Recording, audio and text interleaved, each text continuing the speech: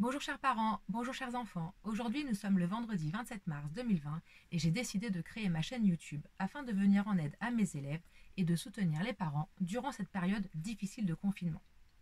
Et pour fêter le lancement de ma chaîne YouTube, j'ai décidé de vous offrir une petite lecture d'un livre qui me plaît tant, Les 12 travaux d'Hercule.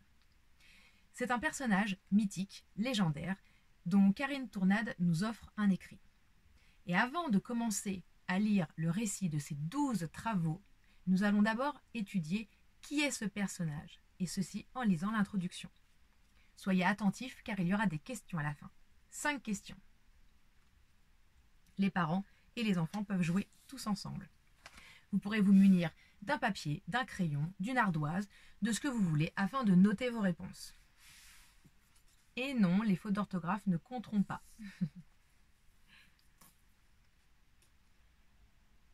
Jupiter, réveillez-vous! La belle Alcmène ne va pas tarder à mettre votre fils au monde.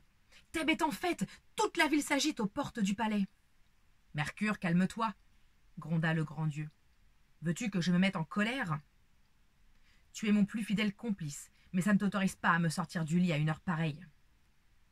Mercure baissa les yeux et recula de quelques pas. Jupiter, qui régnait sur le mont Olympe, pays de tous les dieux, était très respecté. Chacun craignait ses colères, parfois si terribles qu'elles pouvaient faire tonner le ciel ou bouger les montagnes. Approche, messager, puisque me voilà réveillé. Alcmène est donc sur le point d'accoucher. Oui, grand Dieu, reprit Mercure, tout agité. Vous savez bien qu'elle est enceinte. Depuis la nuit où vous vous êtes rendu auprès d'elle, en prenant l'apparence de son mari Amphitryon, elle porte votre enfant, et cet enfant ne va pas tarder à naître. Tais-toi, imprudent.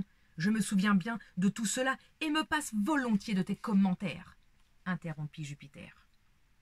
Tiens cette affaire secrète et prends garde à ce que la nouvelle ne parvienne pas aux oreilles de mon épouse Junon.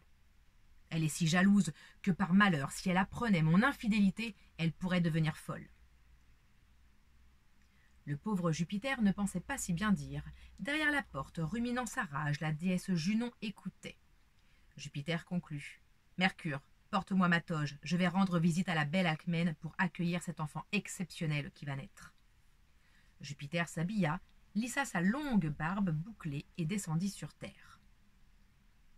Le palais du roi Amphitryon était en pleine activité et l'arrivée du dieu dans un grand éclat de foudre n'améliora pas la situation.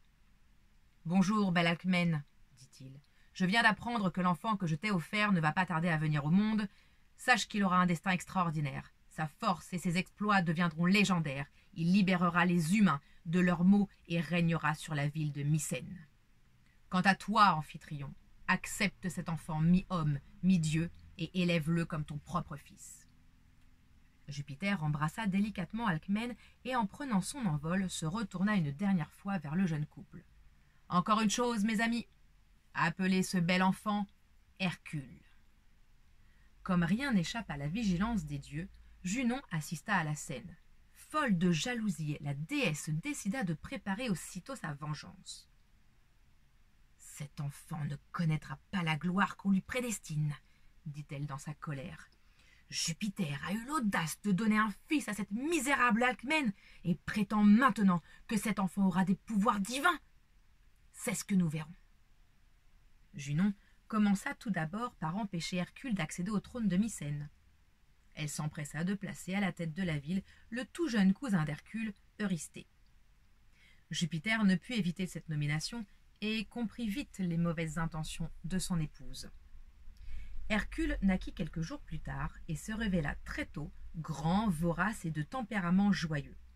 Amphitryon, en présage de ses exploits, lui avait offert pour berceau un superbe bouclier.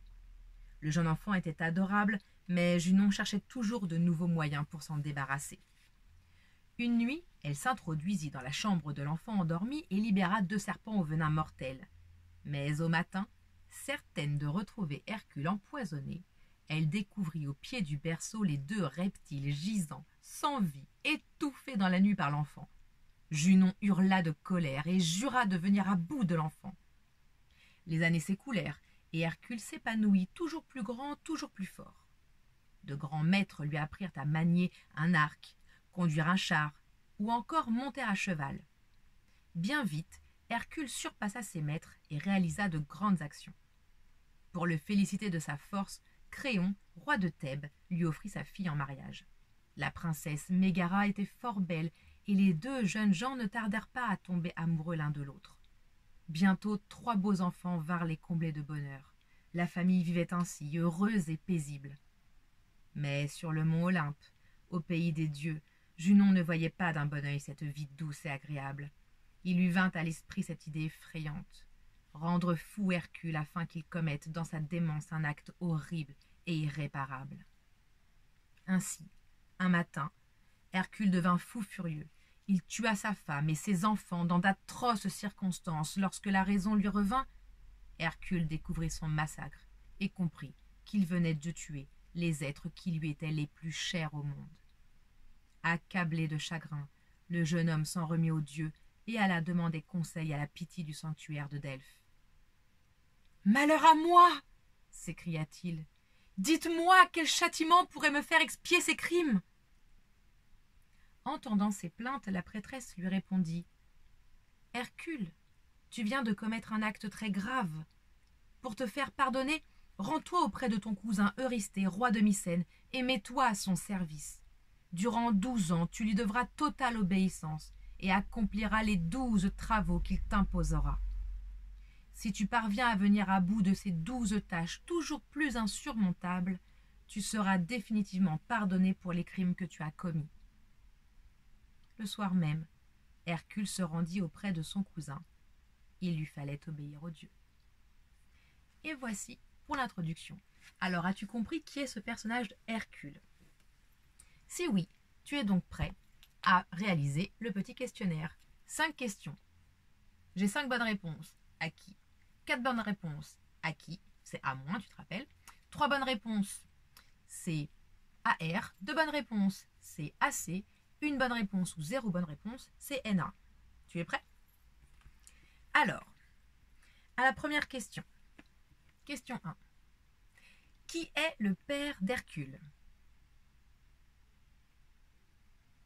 Je te laisse le temps de noter le prénom du père d'Hercule. Question numéro 2. Qui est la mère d'Hercule? Je te laisse noter. Question numéro 3. Où vivent les dieux?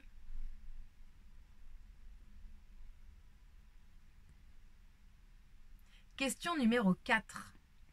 Où est né Hercule? C'est en opposition avec la question numéro 3, normalement, si tu as compris. Et enfin, question 5. Comment s'appelle le cousin d'Hercule? Tu as noté tes réponses? Bon, alors maintenant, je vais répéter les questions. Question 1, qui est le père d'Hercule? Question 2, qui est la mère d'Hercule? Question 3, où vivent les dieux? Question 4, où est né Hercule? Et question 5, comment s'appelle le cousin d'Hercule? Tu as donc tout noté. Rappelle-toi que les fautes d'orthographe ne comptent pas pour ce travail, puisque c'est un travail que tu as fait à l'écoute. Et voici les réponses.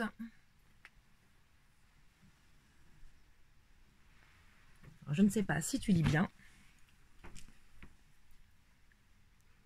Et voici. Jupiter, Alcmène, sur le mont Olympe, sur Terre et Eurysthée. Bien évidemment, je n'ai pas fait de phrase-réponse parce que je n'avais pas assez de place sur mon ardoise. Bravo si tu as réussi à répondre à ces questions.